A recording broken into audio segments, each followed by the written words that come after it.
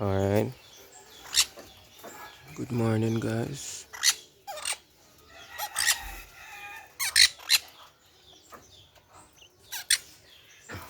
So, if you guys are wondering, yes, the parrots and the quails, they are in one big cage. So, there's an opening right here. Yeah, so this is where the parrots would come and they'll be eating the fruits right there, and then just venture right down through here, and then they'll be on the swing, and they'll be all around in this place right here playing around. Yeah, and they're just here sitting on the sticks.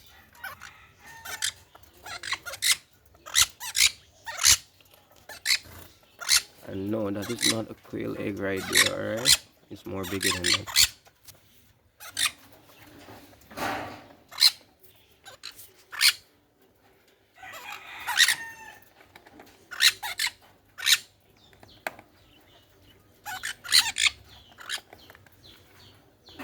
That nice bright pink eyes.